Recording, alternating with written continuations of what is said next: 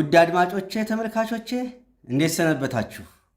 የዛሬው የትምህርታችን ርዕስ የሚያተኩረው የቪታሚን ዲ እጥረት መኖሩን እና እጥረቱ ያስከተለውን ጉዳት ለማወቅ የሚጠቅሙ 7 የላቦራቶሪ ምርመራዎችን በተመለከተ ይሆናል። በዚህ መሰረት አንደኛ የደም ናሙና አወሳሰድ እንዴት ይመስላል?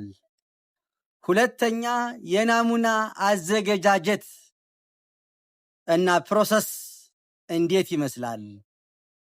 ሶስተኛ የቪታሚን ዲ እጥረት መኖሩን የሚገልጹልን የላቦራቶሪ ምርመራዎችን እንናገራለን። የቪታሚን ዲ እጥረት መኖሩን እና እጥረቱ ያስከተለውን ጉዳት በተመለከተ ምን የላቦራቶሪ ምርመራዎች ናቸው ያሉት የሚሉትን ዘርዘር አድርገን እንነጋገራለን። በመጨረሻ ፍሬ ነጥቦችንና ማጠቃለያዎችንና ፍሬ ነጥቦችን በማስከተል ወይም ደግሞ በመዘርዘር የፕሮግራማችን ፍጻሜ ይሆናል።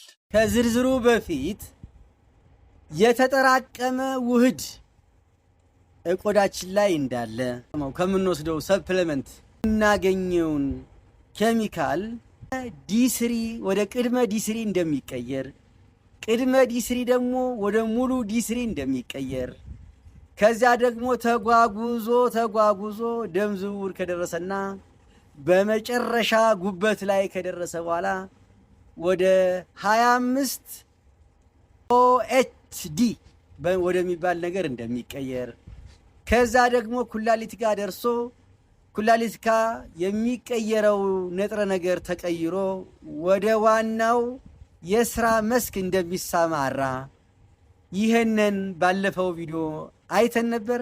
ሚስጥሩ እዚህ ላይ ስላለ ያንን በተመለከተ ይህንን ዲያግራም ለማቅረብ ችያለሁ። ይህንን ሂደት ማወቅ አስፈላጊ ነው ብዬ በማሰብ እና ለማስረዳትም ስለሚያመቸኝ ይህንን ዲያግራም አንጥቼዋለሁ። አድማጮቼ ተመልካቾቼ የቫይታሚን ዲ እጥረት መኖሩንና የቫይታሚን ዲ እጥረት አለመኖሩን ለማወቅ የሚጠቅመን ብቸኛው የምርመራ ዘዴ አንደኛ 25 ኦኤችዲ ይባላል። ይሄ የምርመራ አይነት የሰውነታችን ደም ውስጥ የሚገኝ ሲሆን እጥረት አለ ወይስ እጥረት የለም ብሎ ለማወቅ የሚረዳን የምርመራ አይነት አንደኛውና ዋናው 25 ኦኤችዲ ይባላል። እንግዲህ አማርኛ ትርጉም ስለሌለው ይህንን ለማቅረብ ፈልጊያለሁ ወይም ወድጃለሁ ወይም ተገድጃለሁ። ስለሆነም 25 ኦኤችዲ ይባላል። ይህ 25 ኦኤችዲ ኬሚካል እጉበት ውስጥ ነው። ይሄ የሚመረተው እጉበት ውስጥ ነው። ከቆዳ ውስጥ ያለው ውህድ ሂዶ ደም ውስጥ ስራውን እየሰራ የሚገኘው እና የመጨረሻ የመለወጥ ሂደቱን የሚያገኘው ጉበቱ። በዋነኝነት ይህ የት እንደሚገኝ ለማወቅ ያህል በስብ ክምችት ውስጥ የሚገኝ ሲሆን ከ50 እስከ 70% ድረስ ተጠራቅሞ ይገኛል። ይሄ በጉበት ውስጥ ደግሞ ከ10 እስከ 25 ተጠራቅሞ ይገኛል። ጡንቻና ሌሎች ቦታዎች ላይ ደግሞ ከ5 እስከ 10% ተጠራቅሞ ይገኛል። በጣም ትንሹ እና የመጨረሻው ንጥረ ነገር የሚገኘው በደም ዝውውር ውስጥ ሲሆን ከ0.03 እስከ 0.05% ድረስ በደም ዝውውር ውስጥ ይገኛል።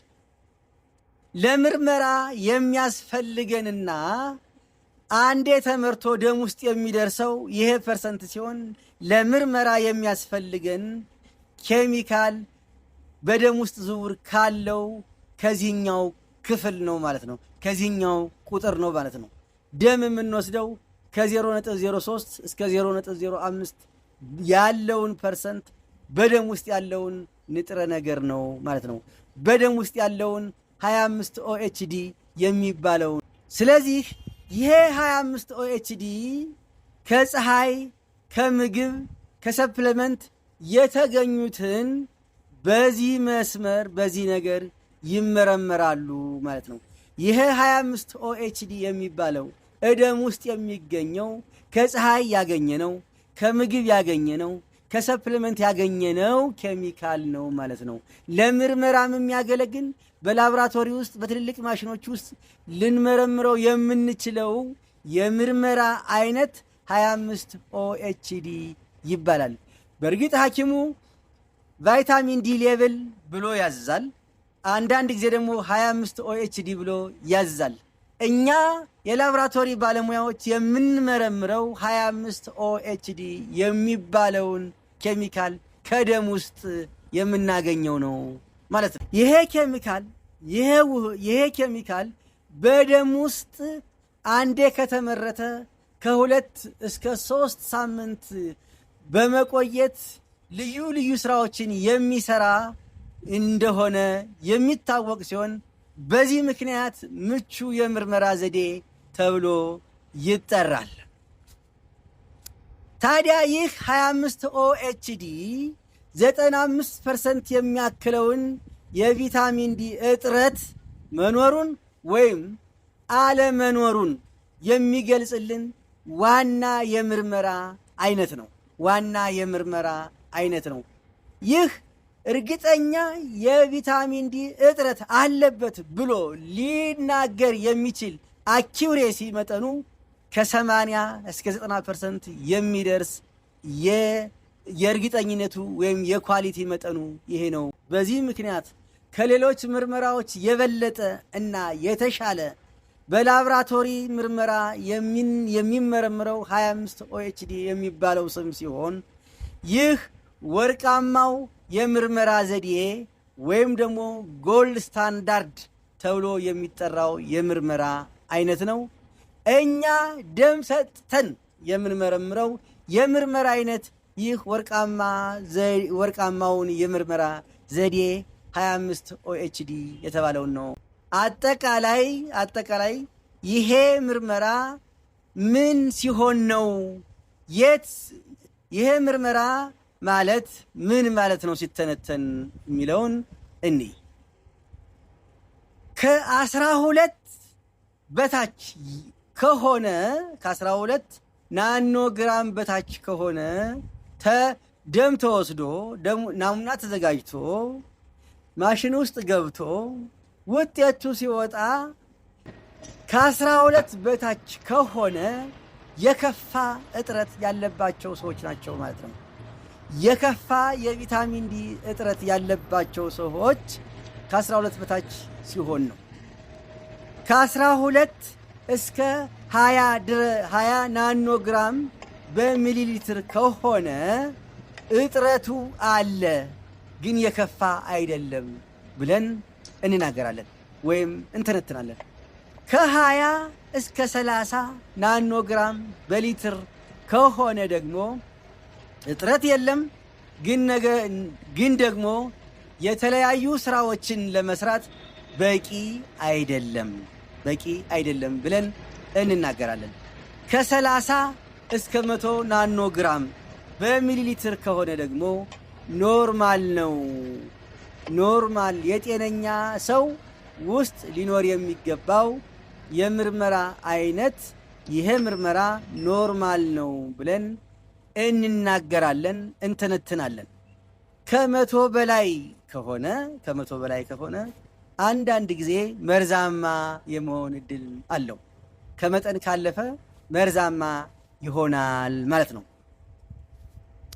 ሁለተኛው 25 ዲሃይድሮክሲ ቪታሚን ዲ ተብሎ የሚጠራ ሲሆን ይህ ምርመራ ቪታሚን ዲ ንቁ እንዲሆን አክቲቭ እንዲሆን እና አክቲቭ ነው ወይስ አይደለም ተብሎ እንድናወራለት እንዲገለጽለት የሚያስፈልገን ይሄ የምርመራ ሲሆን አክቲቭ ነው ወይስ አይደለም የሚለውን ጥያቄ ይመልስልናል።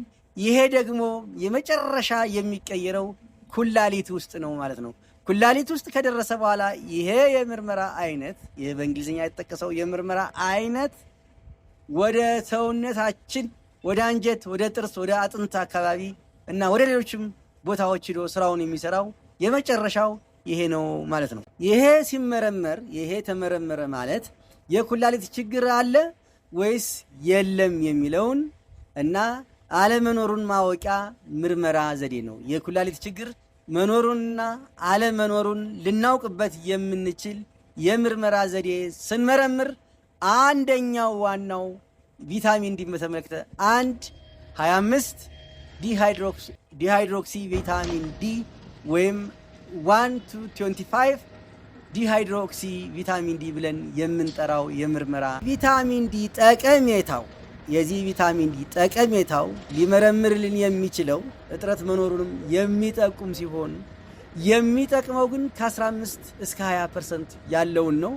ነገር ግን በዋናነት ሊጠቅም የሚችለው አክቲቭ ነው ወይስ አክቲቭ አይደለም፣ ኩላሊት ንጹህ ነው ይሄንን ያመርታል ወይስ ኩላሊት ይሄንን አያመርትም ብሎ ለማወቅ የምንጠቀምበት የምርመራ አይነት ነው ማለት ነው። ሁለቱ ምርመራዎች እነዚህ ሲሆኑ አድማጮቼ፣ ተመልካቾቼ በሚቀጥለው ጊዜ በቪታሚን ዲ እጥረት ምክንያት ጉዳት ደርሷል ወይስ ጉዳት አልደረሰም፣ ጉዳት ከደረሰ የትኛውን የምርመራ አይነት እንጠቀማለን፣ እነማን የሚባሉ ምርመራዎች ናቸው ያሉት ብለን ለማወቅ የሚጠቅመን የምርመራ ዘዴዎችን በሚቀጥለው ጊዜ ይዤላችሁ ቀርባለሁ። አሁን የዛሬው ቪዲዮዬን እዚህ ላይ ጨርሻለሁ። በጣም አመሰግናለሁ። እግዚአብሔር ይስጥልኝ። ሰላም።